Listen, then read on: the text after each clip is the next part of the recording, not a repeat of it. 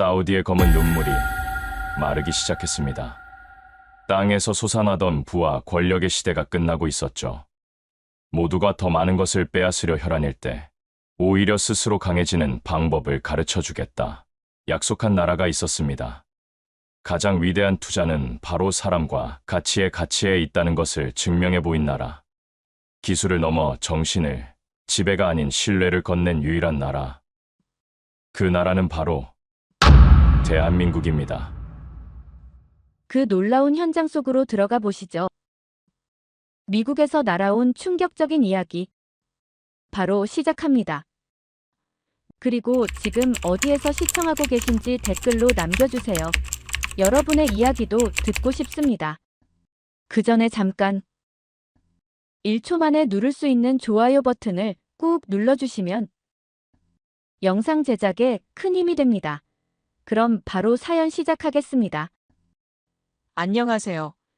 제 이름은 나임 빈 압두라지즈 알 사우드.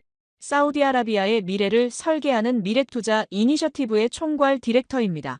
하지만 왕실의 여러 왕자 중 한 명일 뿐이죠. 저는 한때 한국이라는 나라에서 기술 정책을 공부하며 석유 위에 세워진 부와 명성이 아닌 사람의 땀과 기술로 일어선 국가의 저력을 직접 목격했습니다. 그 기억은 제게 단순한 유학 경험을 넘어 조국 사우디가 나아가야 할 길을 보여주는 등대와도 같았어요. 그리고 오늘 저는 그 신념을 증명해야만 하는 가장 혹독한 시험대 위에 서게 되었습니다.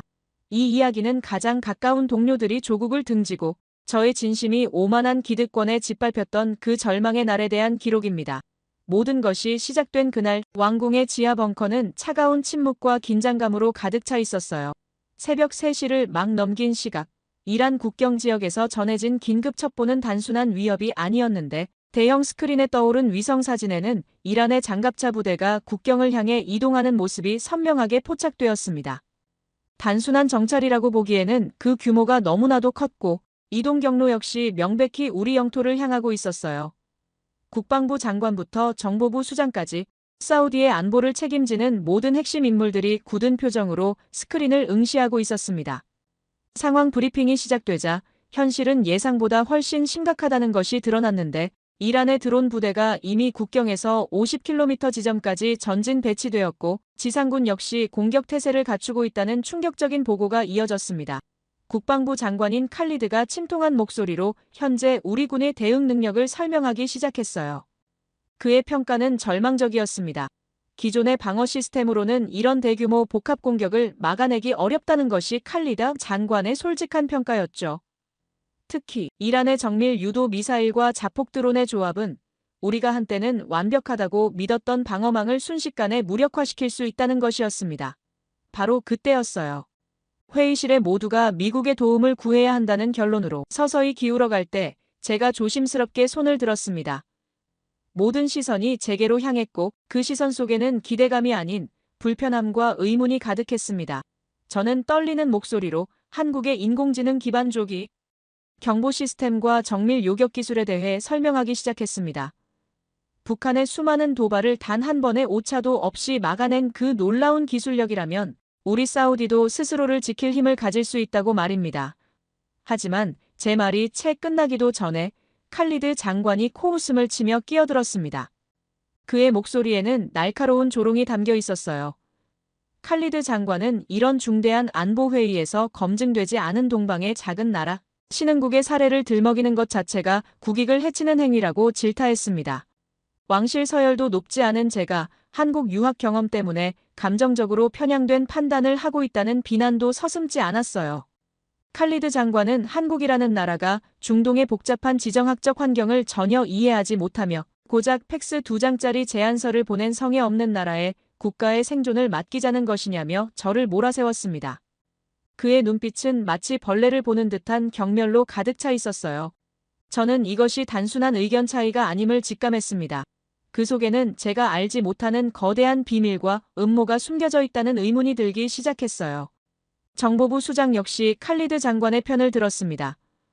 한국의 기술이 아무리 뛰어나다 해도 실제 중동의 전장에서 검증이 부족하다는 점을 지적했고 이란과 같은 정교한 공격 체계에 맞서본 경험이 없는 기술을 어떻게 신뢰할 수 있냐며 제 주장을 현실 감각 없는 이상론으로 치부해버렸습니다. 저는 반박하려 했어요. 외교적 형식보다 실질적인 기술의 내용이 중요하며 한국의 방산 기술은 이미 폴란드를 비롯한 여러 나라에서 그 성능을 입증받았다고 말입니다. 하지만 칼리드 장관은 손을 들어 제 말을 가로막았습니다.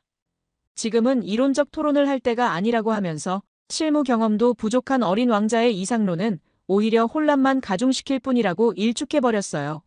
회의실의 분위기는 완전히 저에게 적대적으로 돌아섰습니다. 결국 회의는 미국의 최신 방어 시스템을 도입하는 방향으로 기울어지면서 미국에게 도움을 요청하자는 결론이 났습니다. 회의실을 걸어 나오며 저는 깊은 절망감과 무력감에 빠졌어요. 이것은 단순히 하나의 정책 결정이 아니었습니다. 조국의 미래를 강대국의 손에 맡기고 스스로 일어설 기회를 걷어차버린 역사적인 과오가 될 것이 분명했어요. 저는 파헤쳐야만 했습니다. 칼리드 장관을 비롯한 기득권 세력들이 왜 그토록 한국을 배척하고 미국만을 주장하는지, 그들의 오만한 태도 뒤에 숨겨진 추악한 비밀을 말입니다. 그리고 그때는 알지 못했죠. 제가 앞으로 마주하게 될 진실이 한 나라의 안보를 통째로 팔아넘기려는 거대한 반역의 서막일 줄은 말입니다. 그들이 저를 현실 감각 없는 이상주의자라 비난했지만 그들은 결코 보지 못했습니다. 제가 15년 전 저의 조국 사우디의 가장 메마른 땅에서 두 눈으로 직접 목격했던 그 거대한 기적을 말입니다. 모든 것은 제가 미래투자 이니셔티브의 디렉터로서 국가의 미래를 가로막는 가장 큰 문제가 무엇인지 파악하기 위해 신분을 숨기고 전국을 살피던 때의 일이었어요. 제가 도착한 곳은 타북 지역의 가장 외진 마을, 지도에도 잘 나오지 않는 작은 곳이었습니다. 그곳의 풍경은 그야말로 절망 그 자체였는데 타는 듯한 태양 아래 땅은 거북이 등껍질처럼 갈라져 있었고 사람들의 얼굴에는 생기라고는 찾아볼 수 없었어요. 마을의 유일한 우물은 이미 오래전에 바닥을 드러냈고 아이들은 물 한 모금을 얻기 위해 매일 10km가 넘는 거리를 걸어야만 했습니다. 저는 그곳에서 평생 잊을 수 없는 한 소년을 보았어요. 13살 남짓 되어 보이는 그 아이의 이름은 아흐메드였어요. 아흐메드는 자기 몸만 한 물통을 들고 먼 길을 다녀왔지만 그 안에 담긴 것은 깨끗한 물이 아닌 흙이 뒤섞인 탁한 흙탕물뿐이었습니다. 그 물이라도 마시지 않으면 알아누운 어린 여동생이 위험하다는 것을 알기에 소녀는 흙탕물을 조심스럽게 쳐내 거르고 있었죠. 저는 왕자라는 신분으로 세상의 모든 부귀를 누릴 수 있었지만 그 순간 그 소년 앞에서 저는 아무것도 할 수 없는 무력한 존재일 뿐이었습니다. 돈으로도 권력으로도 말라버린 우물에서는 단 한 방울의 물도 만들어낼 수 없었으니까요. 그러던 어느 날 마을에 기적처럼 하얀 트럭들이 줄지어 들어오기 시작했습니다. 트럭에는 두산, K워터라는 제게는 생소한 한국 기업의 로고가 선명하게 찍혀 있었습니다. 그들은 바닷물을 식수로 바꾸는 담수화 플랜트를 짓기 위해 왔다고 했어요. 솔직히 저는 의심했습니다. 미국과 유럽의 최고 기술자들도 고개를 저었던 이 척박한 땅에서 과연 동방의 작은 나라에서 온 기술자들이 무언가를 해낼 수 있을까 하고 말입니다. 마을 사람들과 마찬가지로 저는 그저 의심의 눈초리로 그들을 바라볼 뿐이었어요. 저는 그곳에서 한국인 기술 총괄 책임자인 김대훈 부장이라는 사람을 만났습니다. 그는 햇볕에 그을린 얼굴과 투박한 작업복 차림의 소탈한 중년 남자였어요. 저는 김 부장에게 물었습니다. 왜 이역만리 사막까지 와서 이런 고생을 하느냐고, 단순히 돈 때문이냐고 말입니다. 김 부장의 대답은 제 머리를 거대하게 내리치는 듯한 충격이었어요. 그는 물론 사업이기도 하지만 그것이 전부는 아니라고 했습니다. 한국도 한때는 전쟁으로 모든 것이 파괴되고 물 한 방울이 귀한 가난한 나라였다고 했어요. 그때 다른 나라들의 도움으로 다시 일어설 수 있었고 이제는 우리가 그 빚을 갚을 차례라고, 기술은 사람들을 돕기 위해 존재할 때 가장 가치 있는 것이라고 담담하게 말했습니다. 저는 할 말을 잃었습니다. 서구의 기업들은 항상 우리에게 무언가를 팔기 위해 화려한 말로 포장했지만 그들처럼 진심으로 우리의 처지를 이해하고 친구가 되기 위해 왔다고 말한 나라는 단 한 곳도 없었기 때문입니다. 그때 저는 깨달았어요. 이것이 바로 한국이라는 나라가 가진 진짜 힘이라는 것을요. 그 후 공사는 놀라운 속도로 진행되었는데요. 한국의 기술자들은 밤낮을 가리지 않고 일했고 그들의 땀방울은 사막의 모래 위로 쉼없이 떨어졌습니다. 그리고 마침내 약속했던 3개월이 지난 어느 날 플랜트에서 첫 번째 물줄기가 터져나왔습니다. 그것은 단순한 물이 아니었습니다. 마을 사람들은 환호성을 지르며 서로를 부둥켜 안고 눈물을 흘렸고 아이들은 태어나서 처음 보는 것처럼 깨끗한 물에 온몸을 적시며 기뻐했습니다. 저는 보았습니다. 흙탕물을 거르던 소년 아흐메드가 깨끗한 물을 가득 담아 아픈 동생에게 달려가는 그 빛나는 얼굴을 말입니다. 말라버린 땅에 생명이 돌아오고 사람들의 얼굴에 웃음꽃이 피어나는 그 경이로운 광경 앞에서 저는 온몸에 전율이 흐르는 것을 느꼈어요. 한국의 기술은 단순히 물을 만든 것이 아니었습니다. 그들은 절망의 땅에 희망을 심고 미래를 만들어냈던 것입니다. 그날의 충격과 깨달음이 오늘 회의실에서 모욕과 멸시를 받으면서도 제가 꿋꿋하게 버틸 수 있었던 이유이며 칼리드 장관과 미국을 추종하는 세력들은 결코 이해하지 못할 겁니다. 진정한 힘은 무기나 돈이 아니라 사람을 향하는 따뜻한 기술과 진심 어린 마음에서 나온다는 것을 말입니다. 사막의 기적을 목격한 후 저의 신념은 더욱 굳건해졌습니다. 하지만 왕궁으로 돌아온 저를 기다리고 있는 것은 희망이 아닌 차가운 현실의 벽이었어요. 제가 한국과의 협력을 주장하며 고군분투하는 사이 리야드의 왕궁은 전례 없는 분주함에 휩싸였는데 사우디의 방산 계약을 따내기 위해 미국과 프랑스에서 날아온 고위급 사절단 때문이었습니다. 그들의 로비전은 그야말로 화려함 그 자체였는데 미국 고위급 간부들은 최첨단 3차원 홀로그램까지 동원해 자신들의 군사력을 과시했고 프랑스 국방부 간부들은 최고급 샴페인과 요리를 내세워 유럽식 품격과 문화를 강조했어요. 그들은 하나같이 사우디의 완벽한 안보를 약속했지만 그 약속의 이면에는 우리 사우디의 핵심 인프라 통제권과 군사적 종속을 요구하는 날카로운 발톱이 숨겨져 있었습니다. 저는 그들의 위선적인 미소를 보며 15년 전 사막에서 만났던 투박하지만 진심 어렸던 한국인 김 부장의 얼굴을 떠올렸습니다. 그들의 제안이 화려할수록 저의 의무는 더욱 커져만 갔어요. 국방부 장관 칼리드를 비롯한 원로 대신들이 왜 저토록 노골적으로 미국을 편드는 것인지 그들의 맹목적인 믿음 뒤에는 분명 무언가 다른 이유가 있을 것이라는 의심을 떨칠 수가 없었습니다. 저는 결심했습니다. 회의장에서 오고 간 요약된 보고서가 아닌 미국 측이 제출한 수백 페이지 분량의 계약서 원문 전체를 검토해야겠다고 말입니다. 어쩌면 그 두꺼운 서류 더미 속에 그들이 숨기고 싶어하는 진실이 담겨 있을지도 모른다고 생각했어요. 저는 미래투자 이니셔티브 총괄 디렉터의 권한으로 미국과의 협상에 관련된 모든 원문 자료를 제 사무실로 가져오게 했습니다. 제 앞에는 곧 거대한 종이산이 쌓였습니다. 대부분의 원로 대신들은 거들떠보지도 않았을 깨알 같은 글씨로 가득한 법률 및 기술 문서들이었지요. 저는 그날부터 며칠간 밤을 새워가며 계약서를 한 줄 한 줄 파고들기 시작했습니다. 한국의 카이스트에서 기술 정책을 공부하며 제가 뼈저리게 배운 것이 하나 있었습니다. 바로 세상에 공짜 점심은 없으며 화려한 기술 제안 뒤에는 반드시 그에 상응하는 대가가 숨겨져 있다는 사실이었습니다. 계약서의 내용은 대부분 예상 가능한 수준의 기술, 사양과 상업적 조건들이었습니다. 한순간 어쩌면 정말 저의 기우일지도 모른다는 생각마저 들었어요. 하지만 포기할 수는 없었습니다. 바로 그때였습니다. 기술부록 제1곡권 사항, 아주 작은 글씨로 쓰인 상호 데이터 운용성 및 네트워크 무결성 보장이라는 아주 평범해 보이는 제목의 조항이 제 눈에 들어왔어요. 저는 심장이 쿵 하고 내려앉는 것을 느꼈습니다. 그 조항을 읽어내려가는 동안 제 손은 분노로 부들부들 떨리기 시작했고 온몸의 피가 차갑게 식어버렸어요.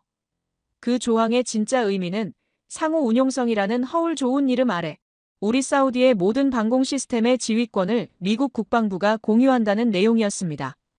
그것은 사실상 미군이 우리 방공망 전체를 들여다볼 수 있는 백도어, 즉 비밀 통로를 열어주겠다는 약속이나 다름없었어요. 저는 경악을 금치 못했습니다. 만약 우리가 이 계약서에 서명한다면 우리 군대의 모든 움직임과 작전 계획은 실시간으로 미국의 손바닥 위에 놓이게 됩니다. 우리의 방패는 더 이상 우리만의 방패가 아니게 되는 것이지요. 더욱 충격적인 것은 위기 상황 발생 시 미국이 자신들의 판단에 따라 우리 방어 시스템의 일부 또는 전체를 원격으로 무력화시킬 수 있다는 내용까지 포함되어 있었다는 사실입니다. 이것은 동맹 계약서가 아니었습니다.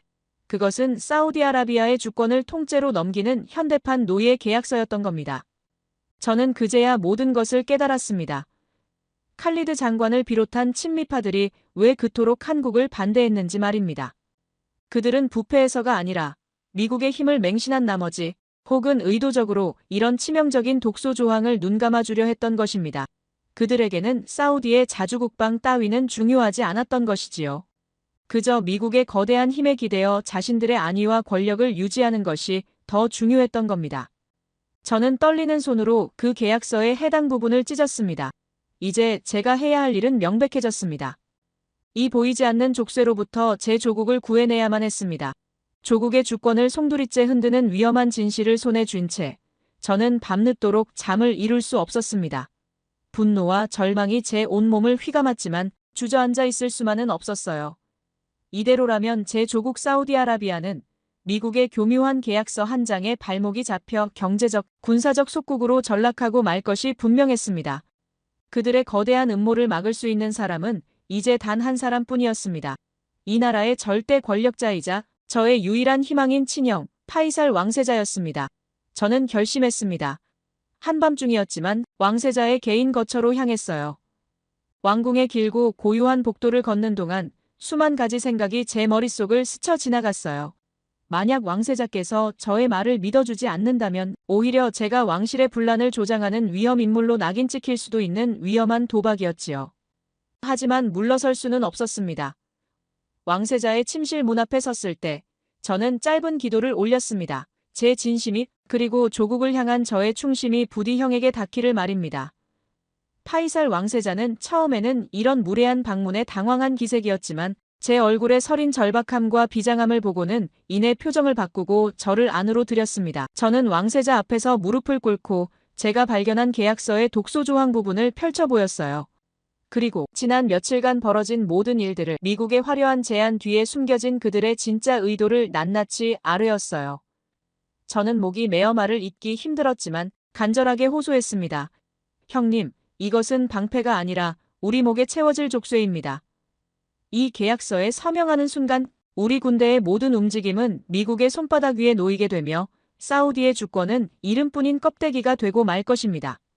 저는 15년 전 사막에서 보았던 물의 기적을 다시 이야기했습니다. 그들은 우리에게 물고기를 파는 자들이지만 우리가 진정으로 찾아야 할 동반자는 우리에게 낚시하는 법을 가르쳐줄 사람들이라고, 한국이 바로 그런 나라라고 눈물로 호소했어요. 파이살 왕세자는 오랜 시간 아무 말 없이 보고서만을 바라보고 있었습니다. 그 침묵의 시간이 제게는 천년처럼 길게 느껴졌어요. 마침내 입을 연 왕세자의 목소리는 낮고 차분했지만 그 안에는 깊은 분노와 서늘한 결단력이 담겨 있었습니다. 왕세자는 저를 일으켜 세우며 제게 특별한 임무를 내렸습니다. 칼리드 장관을 비롯한 그 누구도 모르겐 한국의 방산 책임자를 극비리에 사우디로 초청하라는 것이었어요. 저는 저의 모든 인맥을 동원해 한국 측과 조심스럽게 접촉했습니다. 며칠 후 한국의 한 방산 기업 임원이 평범한 사업가로 위장한 채 리야드 공항의 일반 입국장을 통해 조용히 들어왔습니다. 화려한 의전도 넘쳐나는 수행원도 없었어요. 저는 그를 직접 제 차에 태워 외부의 시선이 완전히 차단된 왕실의 작은 별궁으로 안내했습니다. 별궁의 작은 회의실에는 저와 파이살 왕세자, 그리고 한국에서 온 책임자, 이렇게 단 세 사람만이 앉아 있었습니다. 파이살 왕세자는 단도직입적으로 물었습니다. 서방 국가들의 제안에는 언제나 숨겨진 의도가 있는데 한국이 우리에게 원하는 것은 정확히 무엇이냐고 말입니다. 그때 한국 책임자는 잠시 말을 고르는 듯 하더니 오히려 파이살 왕세자에게 되물었습니다. 왕세자께서는 아마 의아하실 것이라고, 왜 한국은 이렇게까지 하는가? 이것이 과연 국익에 부합하는 일인가 하고 말입니다. 그의 목소리에는 변명이나 설득이 아닌 스스로에 대한 깊은 성찰과 확신이 담겨 있었어요. 그리고 그는 한국의 심장에 새겨진 역사를 이야기하기 시작했습니다. 그는 저희 대한민국은 한때 전쟁의 잿더미 위에서 다른 나라들의 도움으로 다시 일어선 경험이 있다고 했습니다. 그때 뼈저리게 배웠다고 했습니다. 진정한 도움은 일방적인 시혜나 동정이 아니라 상대가 스스로의 힘으로 일어설 수 있도록 곁에서 손을 잡아주는 것이라는 사실을 말입니다. 그가 받은 것을 이제는 친구에게 나누어 주는 것은 한국인들에게는 오랜 습관이자 국가적인 의무와도 같은 것이라고 했어요. 그의 시선은 파이살 왕세자를 향해 있었습니다. 그리고 이어서 말하길, 이것이 결코 순진해서가 아니라고 강조했습니다. 한국은 믿는다고 했습니다. 기술을 나누고 서로의 주권을 존중할 때 비로소 진짜 신뢰가 생겨난다고, 그리고 그 신뢰야말로 최첨단 미사일 수백 발보다 더 강력하고 지속 가능한 안보 자산이 된다고 말입니다.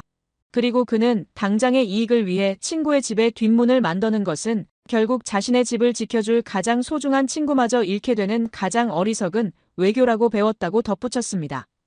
그의 말은 서구 열강들의 방식과는 근본적으로 다른 한국만의 품격과 철학을 보여주고 있었어요. 그 모든 말의 증거로 그는 서류 가방에서 빳빳한 A4 용지단 한 장을 꺼내 테이블 위에 올려놓았습니다. 그 종이에는 기술협력 원칙 선언문이라는 제목 아래 단 3개의 조항만이 명확하게 적혀 있었어요. 첫째, 모든 기술의 최종 소유권은 사우디아라비아 왕국에 귀속된다. 둘째, 모든 데이터 및 운영 통제권은 사우디아라비아의 주권 하에 있다. 셋째, 한국은 사우디의 완전한 기술 자립을 목표로 모든 노하우를 이전한다. 파이살 왕세자는 장의 종이와 제 앞에 놓인 수백 페이지짜리 미국의 계약서를 번갈아 보았습니다. 그 표정에서 저는 모든 것을 읽을 수 있었습니다. 화려한 약속이나 거대한 제안보다도 진심이 담긴 철학과 모든 것을 증명하는 단 한 장의 선언문이 왕세자의 마음을 움직인 것입니다. 그날 밤, 저는 어둠 속에서 한 줄기 희망의 빛을 보았어요. 조국의 주권을 위협하는 거대한 음모에 맞서 진정한 친구의 손을 잡을 수 있는 마지막 기회가 우리에게 찾아온 것입니다. 한국 전문가와의 비밀스러운 만남 이후 며칠 동안 왕궁에는 폭풍전야와 같은 긴장감이 흘렀습니다. 파이살 왕세자께서는 아무런 내색도 하지 않으셨지만 저는 그분의 눈빛에서 거대한 결단을 내린 자의 고뇌와 확신을 동시에 읽을 수 있었어요. 부패한 자들은 여전히 자신들의 승리를 확신하며 미국과의 계약 체결 발표가 있기만을 기다리고 있었습니다. 얼마 뒤 파이살 왕세자는 미국의 사절단과 칼리드 국방부 장관 그리고 저를 포함한 핵심 인사들을 긴급히 소집했습니다. 그 자리에는 제가 비밀리에 초청했던 한국의 책임자도 조용히 배석해 있었지요. 왕세자는 이 자리에서 모두의 예상을 뛰어넘는 폭탄 선언을 했습니다. 말로만 듣는 성능이 아니라 양국의 기술력을 직접 눈으로 확인해야겠다며 사우디 공군을 동원한 대규모 가상 모의 훈련을 통해 양측의 방어 시스템을 공개적으로 시험하겠다고 발표한 것입니다. 그야말로 한치의 양보도 없는 진검승부를 제안한 것이었어요. 칼리드 장관의 얼굴은 당황한 기색이 역력했고 미국 사절단은 자신들의 기술력이 시험대에 오른다는 사실에 불쾌감을 감추지 못했습니다. 코너에 몰린 미국 측은 오만한 태도로 나오기 시작했어요. 그들은 훈련에 참가하는 조건으로 우리 사우디가 도저히 받아들이기 힘든 요구들을 내걸었습니다. 먼저 훈련의 공정성을 확보한다는 명목으로 시험 기간 동안 사우디의 모든 군사 네트워크에 대한 관리자급 접근 권한을 요구했습니다. 이것은 사실상 우리의 모든 군사 기밀을 들여다보겠다는 것이나 다름없었어요. 또한 훈련 시나리오를 자신들의 패트리어트 시스템에 유리하도록 단순한 미사일 요격 위주로 구성해야 한다고 주장했습니다. 벌떼처럼 몰려드는 드론 방어에는 취약하다는 것을 스스로 인정하는 꼴이었지요. 심지어 이 모든 과정에 대한 대가로 수백억 원에 달하는 훈련 참가 비용까지 청구했습니다. 칼리드 장관은 식은땀을 흘리며 이것이 국제 표준 절차의 일부라며 횡설수설했지만 그의 모습은 누가 봐도 미국의 꼭두각시처럼 보일 뿐이었습니다. 모두의 시선이 한국 측으로 향했어요. 하지만 한국 책임자는 조용히 일어나 우리는 사우디의 모든 조건을 아무런 이해 없이 받아들이겠다고 답했습니다. 참가 비용도 필요 없으며 사우디의 군사 네트워크에 접근할 이유도 없다고 말입니다.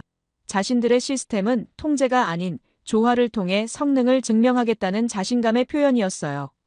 며칠 후 마침내 운명의 모의 훈련이 시작되었습니다. 거대한 통제실의 중앙 스크린에는 우리 사우디 공군기들이 가상의 적군이 되어 국경을 침투하는 상황이 실시간으로 펼쳐졌어요.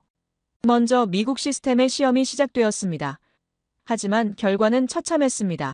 미국의 시스템은 복잡하게 기동하는 아군기들을 제대로 식별하지 못했고 가상의 미사일들은 허공을 가르기 일쑤였습니다. 통제실은 순식간에 혼란에 빠졌고 최종 스크린에 표시된 가상 요격률은 고작 65%에 불과했죠. 우리의 수도 리야드를 포함한 핵심 시설 12곳이 가상 적군에게 완벽히 유린당한 것입니다.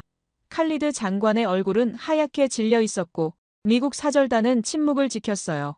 잠시 후 한국 시스템의 시험이 시작되었는데 젊은 한국인 엔지니어가 침착하게 시스템을 가동하자 통제실의 모든 화면이 아까와는 완전히 다른 안정되고 정교한 하나의 그림으로 통합되었습니다. 마치 혼돈의 전장에 위대한 지휘자가 등장한 것 같았습니다.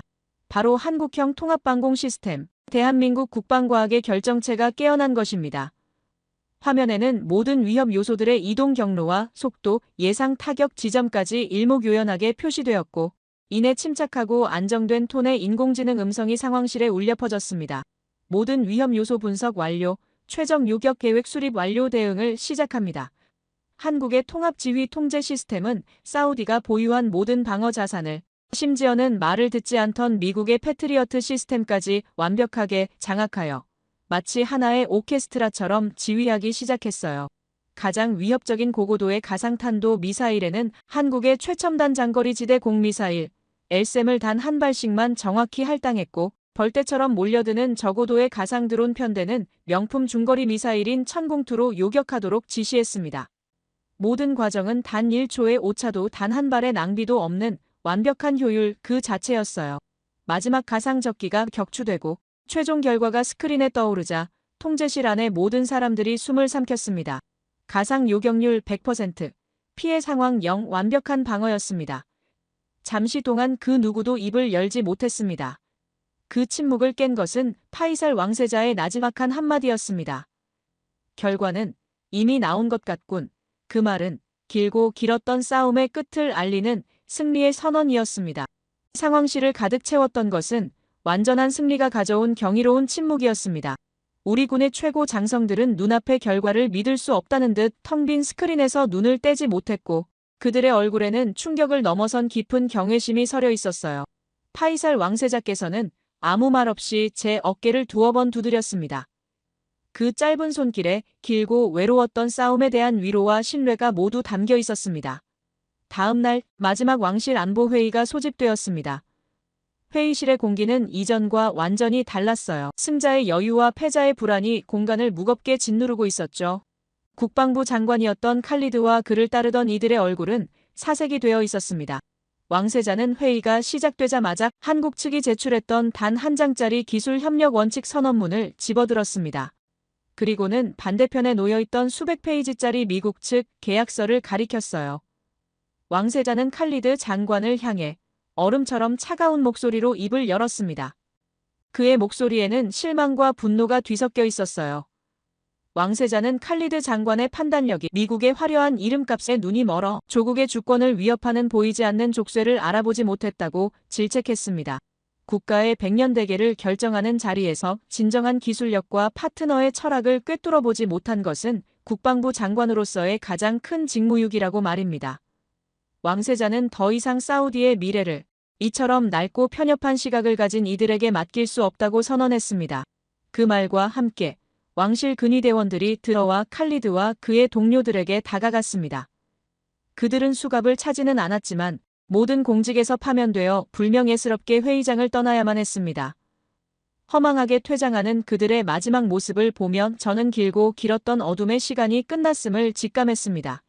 이제 회의실에 남은 것은 새로운 시대를 맞이할 준비가 된 사람들이었어요.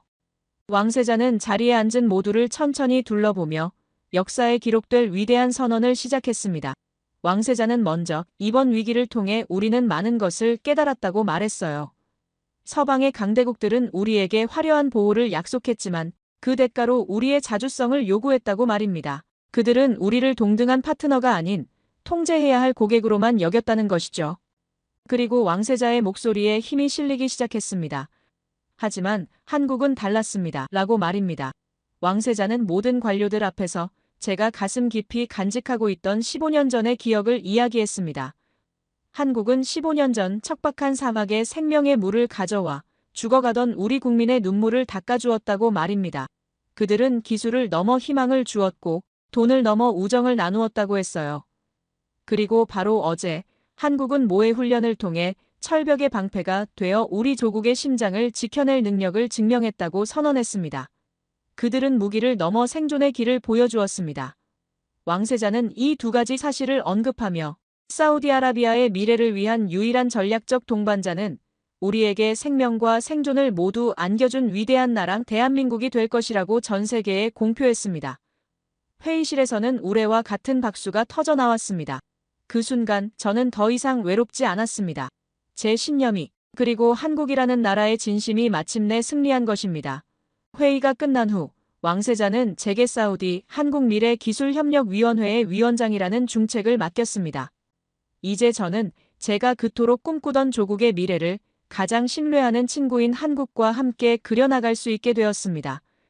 사막의 모래알처럼 흩어져 있던 희망들이 모여 이제 거대한 역사의 강을 이루기 시작했습니다. 그 모든 기적의 시작은 진심이라는 가장 위대한 기술을 가졌던 한 나라, 대한민국이었습니다. 제 이야기를 끝까지 들어주셔서 감사합니다. 모두 안녕히 계세요. 오늘의 사연 어떻게 들으셨나요? 한 나라의 운명을 건 선택의 기로에서 모두가 당연하게 여기던 길이 아닌 전혀 새로운 길을 선택한 사우디 왕실의 이야기였는데요. 어쩌면 이것이 전쟁의 잿더미 속에서 오직 사람의 힘으로 일어선 우리만이 가질 수 있는 진정한 자신감의 표현은 아니었을까요? 기술을 파는 것을 넘어 함께 성장하고자 하는 마음, 가치의 가치를 아는 것 말입니다. 과연 사막의 왕국과 반도의 기적이 손을 잡고 만들어갈 미래는 어떤 모습일까요? 이번 사우디의 선택이 단순히 하나의 사건을 넘어 힘의 논리가 지배하던 세상이 끝나고 신뢰와 존중의 시대가 시작되었음을 알리는 신호탄이 될 수 있을까요? 여러분의 생각을 아래 댓글에 남겨주세요. 곧이어 다음 영상으로 이어집니다. 돈이면 다 됩니다. 거리에 울려 퍼진 한마디가 세계에서 가장 깨끗하다는 도시 중 하나인 이곳에서 숨겨진 민낯을 드러냈습니다. 그리고 그 순간부터 모든 것이 달라지기 시작했는데 과연 무슨 일들이 일어나고 있는 걸까요? 사연을 통하여 알아가 보도록 하겠습니다. 그 전에 잠깐 1초 만에 누를 수 있는 좋아요 버튼을 꾹 눌러주시면 영상 제작에 큰 힘이 됩니다. 그럼 바로 사연 시작하겠습니다. 안녕하세요. 저는 BBC 국제부 특파원에서 일하고 있는 조앤 앵거스라고 합니다. 케임브리지 대학에서 동아시아학을 전공하고 영국 외무성에서 3년간 싱가포르 담당관으로 일하고 있어요. 우리 영국과 싱가포르의 깊은 인연은 1819년으로 거슬러 올라갑니다. 당시 동인도회사의 토마스 스탠포드 래플스 경이 술탄과의 협상 끝에 이곳에 무역기지를 설립했죠. 말라카 해협의 작은 어촌마을이었던 이곳은 순식간에 아시아 무역의 중심지로 변모했었습니다. 140년간의 영국 식민 통치는 싱가포르의 DNA에 깊이 새겨졌습니다.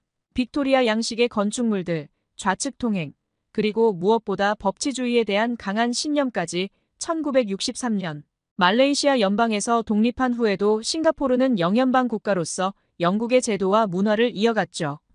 지금도 싱가포르 법정에서는 영국식 가발을 쓴 판사들이 영국 보통법을 기반으로 재판을 진행하고 있는데요. 제가 BBC 국제부 특파원으로 싱가포르를 담당하게 된 것도 이런 양국 관계에 대한 깊은 이해 때문입니다.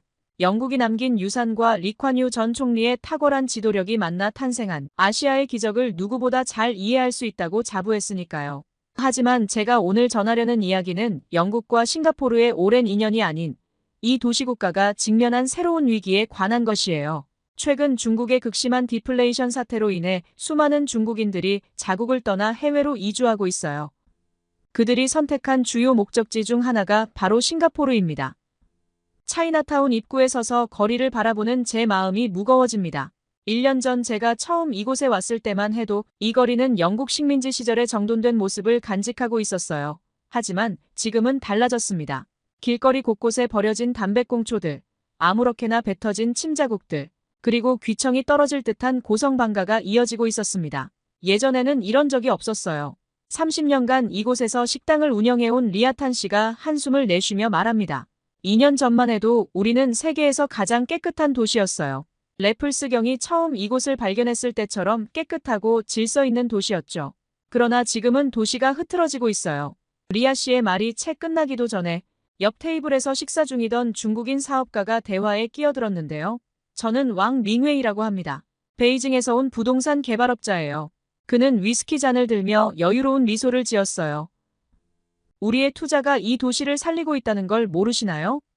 작년에만 해도 제가 이곳에 얼마나 많은 자금을 투자했는데요. 이게 바로 발전이고 변화입니다. 깨끗한 거리만이 전부가 아니에요. 왕 씨의 말에 리아 씨는 고개를 숙입니다. 더 이상 말싸움을 하고 싶지 않다는 듯한 표정이었습니다. 이들의 대화는 현재 싱가포르가 처한 상황을 완벽하게 대변하고 있었기 때문이었죠. 영국이 이곳을 처음 발견했을 때 싱가포르는 작은 어촌에 불과했어요. 하지만 철저한 도시계획과 엄격한 법치주의를 통해 아시아의 금융 중심지로 성장했죠. 파인시티라는 별명이 말해주듯 작은 위반에도 과감한 벌금을 부과하며 도시의 질서를 유지해왔어요. 그러나 지금 차이나타운의 모습은 달랐습니다. 저녁이 되자 더욱 혼잡해지는 거리, 음식물을 아무렇게나 버리고 가는 사람들, 그리고 그들을 제지하지 못하는 경찰들은 마치 다른 도시에 온 것 같은 착각이 듭니다. 1824년 영국과 네덜란드 조약으로 공식적인 영국령이 된 이후 싱가포르는 줄곧 동양의 런던이라 불리며 아시아의 질서와 문명을 상징해왔어요. 하지만 지금 그 자부심이 무너지고 있는 걸까요? 아니면 이것이 변화의 필연적인 과정일까요? 차이나타운의 좁은 골목을 걸으며 저는 이런 고민에 빠졌습니다. 얼마 뒤 저는 다시 차이나타운을 찾았어요. 이번에는 현지인들이 가장 사랑하는 맥스웰 푸드센터를 찾았죠. 전통적으로 싱가포르 사람들은 음식을 먹은 후 스스로 정리하는 것을 당연하게 여겼습니다. 하지만 오늘 제가 목격한 광경은 충격적이었어요. 이전에는 상상도 할 수 없었던 일들이 벌어지고 있어요. 포커센터에서 20년째 치킨 라이스를 판매하는 제임스 림 씨가 말했습니다. 어제는 한 중국인 단체 관광객들이 식사 후 테이블을 엉망으로 만들어 놓고 갔어요. 음식을 바닥에 흘리고 물컵을 쏟아놓은 채로요. 제가 뭐라고 하려는데 오히려 저한테 치우는 게 당신 일 아니냐고 하더군요. 20년 동안 장사하면서 이런 대우는 처음입니다. 그들은 우리의 문화와 전통을 전혀 존중하지 않아요. 싱가포르에서는 항상 자신이 사용한 공간을 깨끗이 정리하고 가는 것이 기본적인 예의인데 말이죠. 취재 도중 한 중국인 단체가 들어왔습니다. 10명 정도 되는 무리가 시끄럽게 떠들며 자리를 잡았죠. 그들은 주문한 음식을 먹으며 큰 소리로 이야기를 나눴고 때때로 큰 소리로 통화를 하기도 했어요. 싱가포르에서는 공공장소에서 큰 소리로 통화하는 것을 예의에 어긋난다고 여기는데 말이죠. 주변 테이블의 현지인들은 불편한 기색이 역력했지만 아무도 나서서 제지하지 못했습니다.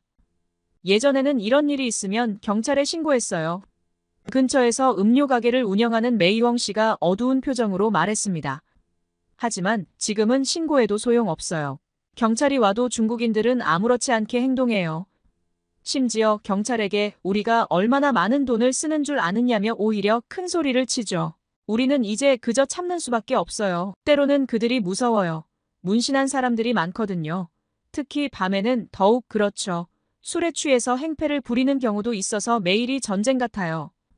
그리고는 말을 다시 이어갔습니다. 특히 충격적인 것은 음식을 먹는 방식인데 제가 목격한 한 테이블에서는 새우 껍질과 생선뼈를 바닥에 뱉어내고 국물을 테이블에 흘리면서도 전혀 신경 쓰지 않았어요. 심지어 일부러 그러는 것처럼 보였습니다. 그들의 테이블 주변은 마치 태풍이 휩쓸고 간 것처럼 엉망이 되어갔어요. 우리말을 듣던 중국인이 아무렇지 않은 듯이 돈 쓰는 사람한테 뭘 그러나요? 우리가 없으면 이 가게들 다 문 닫아야 할걸요. 코로나 이후로 관광객들 줄어서 다들 힘들다면서요. 우리 같은 관광객들이 와서 비용을 쓰는 게 얼마나 감사한 일인데. 이런 사소한 것들로 불평하는 건 이해가 안 되네요. 우리는 여기 음식값의 3배를 내고 있어요. 서비스를 받아야 하는 게 당연하지 않나요? 그는 이어서 자신이 얼마나 많은 여행 비용을 쓰는지, 싱가포르 경제에 얼마나 도움이 되는지를 장황하게 설명했어요. 그의 목소리에는 어떤 미안함도 부끄러움도 없었습니다. 오히려 당당함이 넘쳤죠. 더 충격적인 것은 다음 날 아침이었어요. 포커센터 청소부의 증언이 가슴을 아프게 했습니다. 매일 아침 치워야 하는 쓰레기의 양이 2년 전보다 3배 이상 늘었어요. 담배꽁초는 물론이고 음식물 쓰레기, 깨진 그릇까지 이제는 청소하는 게 두려워요. 매일 아침 어떤 상황을 마주하게 될지 모르니까요. 특히 주말이면 상황이 더 심각해져요. 때로는 울고 싶을 때도 있답니다. 싱가포르의 엄격한 규범과 질서는 이 도시국가의 정체성이었어요. 한때 이곳은 아름다운 도시라는 칭호를 받을 만큼 규율이 엄격했고 그것이 싱가포르의 자랑이었습니다. 그러나 지금은 중국인 관광객들의 행동에 무너지고 있는 현실을 바라보며 이 도시의 미래에 대한 우려가 커지고 있어요. 중국인 관광객의 오만한 말이 귓가에 맴돌며 저는 차이나타운의 변화를 수치로 확인하기 위해 부동산 개발청을 찾았어요. 최근 통계 자료는 충격적인 현실을 보여주고 있었습니다. 작년 한 해 동안 차이나타운 인근 부동산 거래의 78%가 중국인 매수자였어요. 평균 거래가는 2년 전 대비 357% 상승했고, 특히 상업용 부동산의 경우 그 상승폭이 더욱 가팔랐습니다. 현재 차이나타운 메인 스트리트의 상가 82%가 중국인 소유로 넘어간 상태인데 2년 전만 해도 3대째 이어져 온 현지 상점들이 대부분이었던 이 거리가 이제는 완전히 다른 모습으로 바뀌어 버렸습니다. 더욱 놀라운 것은 중국 자본의 유입 속도인데요. 싱가포르 투자청 자료에 따르면 2023년 한 해 동안 유입된 중국 자본은 350억 달러를 기록했어요.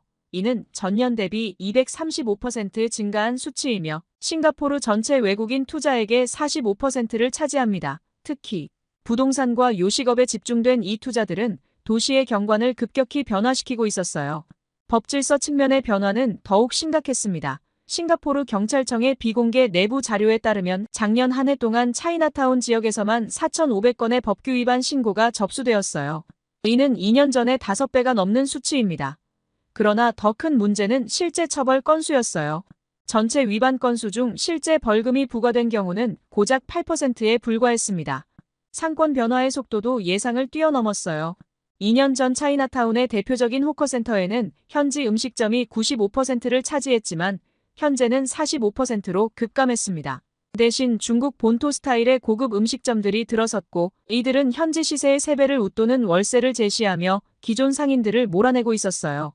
특히 주목할 만한 것은 인구 구성의 변화인데 싱가포르 통계청 자료에 따르면 차이나타운 거주자 중 중국 본토 출신의 비율이 2년 만에 12%에서 47%로 급증했습니다. 이들 대부분은 고액 자산가들로 부동산을 매입하고 사업체를 인수하면서 지역 사회를 빠르게 장악해가고 있었어요. 또한 중국인들의 싱가포르 장기 체류 비자 신청도 폭발적으로 증가했는데 이민청 통계를 보면 작년 발급된 장기 체류 비자의 67%가 중국인에게 돌아갔어요. 이는 전년 대비 89% 증가한 수치입니다. 특히 투자이민 비자의 경우 중국인 신청자가 전체의 85%를 차지했어요. 공공질서 위반 통계는 더욱 충격적입니다. 소음 민원, 무단투기, 음주소란 등 공공질서 위반 신고의 92%가 중국인 관련 사건이었어요. 하지만 실제 처벌로 이어지는 경우는 극히 드물었고 대부분의 사건이 외교적 압력으로 인해 흐지부지되고 있었습니다. 이러한 변화는 단순한 수치 이상의 의미를 가집니다. 싱가포르의 엄격한 법치주의와 질서는 중국 자본의 공세 앞에서 무력화되고 있었고 이는 곧 도시 전체의 품격 하락으로 이어지고 있었어요. 충격적인 수치들을 확인하고 나온 저는 싱가포르의 문화적 충돌 현장을 직접 목격하기 위해 오차드로드의 한 쇼핑몰을 찾았습니다. 이곳은 싱가포르의 대표적인 관광지이자 다양한 문화가 교차하는 공간인데 입구에서부터 중국인 관광객들의 큰 목소리가 들렸습니다. 여기는 우리가 돈 쓰는 곳이니까 우리 마음대로 해도 돼요. 라고 말하는 중국인 관광객의 목소리에 현지 직원들은 고개를 숙인 채 침묵할 뿐이었어요. 한때 로마에서는 로마법을 따르라는 격언이 통했던 이 도시에서 이제는 무자비한 논리가 모든 것을 지배하고 있었습니다. 그 순간 제 눈에 들어온 한국인 관광객들의 모습은 확연히 달랐어요. 에스컬레이터에서는 자연스럽게 한 줄로 서서 왼쪽을 비워두었고 안내데스크에서는 작은 목소리로 질문하며 차분히 대화를 이어갔습니다. 현지 직원들의 표정이 한결 편안해 보였어요. 쇼핑몰 3층의 푸드코트는 마치 전쟁터를 방불케 했습니다. 중국인 단체 관광객들이 떠난 자리는 음식물 쓰레기와 휴지가 널브러져 있었고 의자는 제멋대로 흐트러져 있었어요. 청소는 당신들 일이잖아요. 라며 당당하게 자리를 뜨는 모습에 현지 청소부들의 한숨만 깊어졌습니다. 이에 반해 한국인들이 주로 찾는 한식당가는 질서정연했어요. 식사를 마친 손님들은 자연스럽게 테이블을 정리했고 의자도 제자리에 밀어넣었어요. 쟁반을 반납대에 가져다 놓는 모습은 마치 일상적인 습관처럼 보였습니다. 한국 손님들은 우리가 청소할 일을 덜어줘요. 푸드코트 관리자는 밝은 표정으로 말했어요. 특별히 뭐라고 하지 않아도 알아서 깔끔하게 정리하고 가시죠. 덕분에 직원들 스트레스도 훨씬 적어요. 그리고 화장실에서도 극명한 차이가 드러났는데 중국인들은 세면대에서 양치질을 하며 물을 사방에 튀기며 심지어 변기 위에 올라가 서서 용변을 보는 경우도 있었어요. 반면 한국인들은 사용 후 물기를 깔끔히 닦아내고 휴지도 제대로 처리했죠. 한국 관광객들은 우리 방식을 자연스럽게 따라해요. 화장실 청소부 아주머니의 말에는 감탄이 묻어났습니다. 마치 자기 집 화장실을 쓰는 것처럼 깔끔하게 사용하시죠. 가장 큰 차이는 현지 직원들을 대하는 태도였습니다.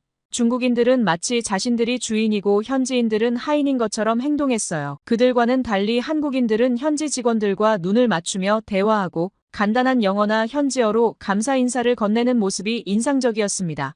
돈이면 다 된다고 생각하는 관광객도 있지만 기본적인 예의를 지키는 관광객도 있어요.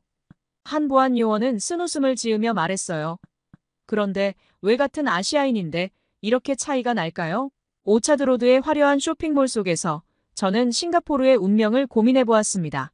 특히 눈에 띄는 것은 현지 젊은이들의 반응이었어요. SNS에서는 한국의 관광 문화를 벤치마킹해야 한다는 목소리가 높아지고 있었고, 일부 상점들은 이미 한국식 응대 방식을 도입하기 시작했습니다. 손님은 왕이다라는 오래된 격언이 올바른 손님이 왕이다라는 새로운 해석으로 변화하고 있었어요. 쇼핑몰 지하의 MRT로 향하는 길에서 마주친 광경은 이 도시의 현 주소를 정확히 보여주고 있었습니다.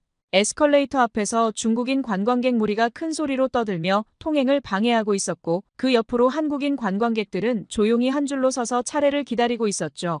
현지인들의 시선은 자연스럽게 질서 있는 쪽으로 향했고, 그들의 표정에서 부러움과 안타까움이 동시에 읽혔습니다. 우리도 변화할 수 있다는 걸 보여주는 것 같아요. 한 현지 대학생이 말했어요. 같은 아시아권인데도 이렇게 다를 수 있다는 게 우리에게 희망을 줍니다. 하지만 이러한 희망적인 시각 이면에는 깊은 좌절감도 존재했어요. 중국 자본의 영향력이 커질수록 현지의 목소리는 점점 더 작아지고 있었기 때문입니다. 오차드로드의 문화적 충돌 현장을 뒤로하고 저는 더 큰 그림을 보기 위해 취재 방향을 돌렸습니다. 싱가포르의 현재 상황이 한국의 미래가 될 수 있다는 우려가 커지고 있었기 때문이었죠. 최근 중국사회과학원과 인민일보가 공동으로 진행한 설문조사 결과는 주목할 만했는데 중국인들이 해외 장기 체류를 희망하는 국가 1위가 한국으로 나타났습니다. 특히 20, 30대 응답자의 경우 무려 75%가 한국을 선택했는데요. 이는 2위인 싱가포르 42%를 크게 앞지른 수치였습니다. 싱가포르 현지의 한국 전문가를 찾아갔습니다. 아시아 연구소의 김 교수는 중국인들이 한국을 선호하는 이유는 문화적 친밀감과 지리적 근접성 때문이라고 설명했습니다. 한국 드라마와 K-팝의 영향으로 한국 문화에 대한 거부감이 적고 비행시간도 짧아 수시로 중국과 한국을 오갈 수 있죠. 실제로 중국의 부동산 중개업체들은 이미 한국 시장 공략에 나서고 있었어요. 베이징과 상하이의 주요 부동산 업체들은 서울 지역의 매물 정보를 전문적으로 다루는 웹사이트를 개설했고 한국 부동산 투자 설명회를 정기적으로 개최하고 있었어요. 지금 싱가포르에서 벌어지는 일은 한국에 대한 경고입니다. 싱가포르 국립대학의 부동산학과 최 교수는 신중한 어조로 말을 이어갔습니다. 싱가포르는 인구 600만의 작은 도시국가라 변화가 급격하게 일어났지만 한국은 규모가 크기 때문에 변화가 더디게 진행될 수 있습니다. 하지만 그만큼 문제가 더 심각해질 수 있죠. 지난해 기준 한국의 외국인 부동산 취득 건수는 전년 대비 32% 증가했습니다. 그중 중국인 취득 비율이 가장 높았고 특히 서울 도심과 제주도에 집중되는 경향을 보였어요. 주목할 만한 점은 이들의 구매 패턴입니다. 단순 투자가 아닌 실제 거주나 사업장 용도의 구매가 많았다는 것입니다. 한국은 싱가포르보다 더 강력한 외국인 부동산 규제를 가지고 있습니다. 한국의 국토연구원 보고서는 이렇게 분석했어요. 하지만 규제만으로는 한계가 있습니다. 더 중요한 것은 문화적 정체성을 어떻게 지켜낼 것인가 하는 점입니다. 이미 일부 지역에서는 변화의 조짐이 감지되고 있었어요. 제주도의 경우 특별법상 외국인 부동산 취득이 비교적 자유로워 중국인 매입이 한때 증가했지만 지금은 다소 주춤한 상태입니다. 그럼에도 불구하고 여전히 상황은 진행되고 있습니다. 서울 도심의 상가들도 하나둘 중국인 소유로 바뀌어가고 있었죠. 특히 우려되는 것은 중국의 경제 상황이었어요. 부동산 시장 침체와 디플레이션 우려로 중국 자본의 해외 유출이 가속화될 것으로 예상되는 가운데 한국이 그 주요 대상국이 될 가능성이 높기 때문입니다.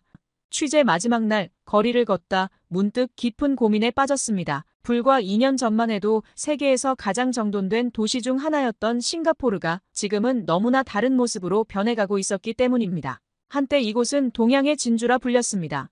반짝이는 거리, 정갈한 공원, 깔끔한 시장까지 모든 것이 완벽한 질서 속에 있었죠. 외국인들은 이곳의 청결함과 품격에 감탄했고 현지인들은 그것을 자부심으로 여겼습니다. 하지만 지금은 달라졌어요. 길거리에서는 큰 소리로 전화 통화를 하는 사람들이 늘었고 공공장소에서의 각종 비매너가 일상이 되어갔습니다. 식당가의 테이블은 방치된 음식물로 넘쳐났고 지하철 에스컬레이터는 한 줄 서기의 개념이 사라진 지 오래였습니다. 특히 눈에 띄는 것은 공공장소에서의 변화였어요. 예전에는 상상도 할 수 없었던 광경들이 곳곳에서 목격됩니다. 화장실 바닥은 물이 흥건했고 공원의 벤치는 발자국으로 얼룩져 있었으며 쇼핑몰의 휴게 공간은 마치 개인 거실처럼 사용되고 있었어요. 이러한 변화의 중심에는 중국인들이 있었습니다. 그들은 자신들의 생활 방식을 그대로 들여왔고 현지의 규범은 안중에도 없어 보였어요. 공공장소에서 큰 소리로 이야기하고 줄도 서지 않으며 주변을 전혀 신경 쓰지 않는 모습들이 일상이 되어가고 있었습니다. 현지 식당가에서의 변화는 더욱 극명했는데요. 식사 후 잔반을 그대로 두고 가는 것은 기본이고 바닥에 음식물을 떨어뜨리고도 무시하는 모습, 심지어 다른 손님들의 식사를 방해할 정도의 고성방가까지 한때 깔끔하기로 유명했던 이곳의 식당가는 이제 전혀 다른 모습이 되어가고 있었어요. 다른 한편 한국인 관광객들의 모습은 달랐습니다. 그들은 현지 규범을 자연스럽게 따랐고 공공장소에서의 예절도 지켰어요. 음식점에서는 테이블을 깔끔히 정리했고 대중교통에서는 조용히 통화를 자제했으며 공원에서도 흔적 없이 깨끗이 사용했습니다. 한 공원에서는 흥미로운 광경이 펼쳐졌습니다. 한국인 관광객 그룹이 도시락을 먹은 후 주변을 깨끗이 청소하는 모습이었습니다. 한편 그 옆에서는 중국인 단체가 음식물을 아무렇게나 버린 채 떠나갔고 현지 청소부들은 한숨만 내쉬고 있었습니다. 특히 우려되는 것은 이러한 변화가 돌이킬 수 없는 지경에 이르고 있다는 점입니다. 한때 세계적인 모범 도시였던 이곳의 위상은 점점 흐려지고 있었고 대신 무절제한 소비와 무질서가 만연한 곳으로 변모해가고 있었습니다. 이는 단순히 한 도시만의 문제가 아니에요. 관광산업에 의존하는 많은 아시아 국가들이 마주할 수 있는 미래의 모습일지도 모릅니다. 저녁 노을을 바라보며 이 도시의 미래를 생각했어요. 화려한 야경 뒤에 숨겨진 이곳의 민낯은 어쩌면 외국인 관광객들 사이에서 균형을 잃어가는 현대사회의 모습을 그대로 보여주는 것인지도 모르겠습니다. 싱가포르는 지금 중대한 갈림길에 서 있어요. 이 질문에 대한 답을 찾아야 할 때가 왔음을 느낍니다. 하루빨리 문제가 해결되길 바라며 제 취재 이야기를 끝까지 들어주셔서 감사합니다. 모두 안녕히 계세요. 오늘의 사연 어떠셨나요? 조앤 앵거스의 이야기를 들어보았는데요. 한때 세계에서 가장 질서정연했던 도시가 중국인들의 오만한 행태로 인해 하루하루 무너져가고 있다는 현장 취재였는데요. 특히 우리가 쓰는 돈의 가치를 알아야 한다며 당당하게 행패를 부리는 중국인들의 모습이 가장 충격적이었습니다. 여러분의 생각은 어떠신가요? 아래의 댓글에 다양한 의견과 느낌을 적어주세요. 그리고 감동적인 사연을 주변 사람들과 공유하고 함께 이야기 나눠보세요.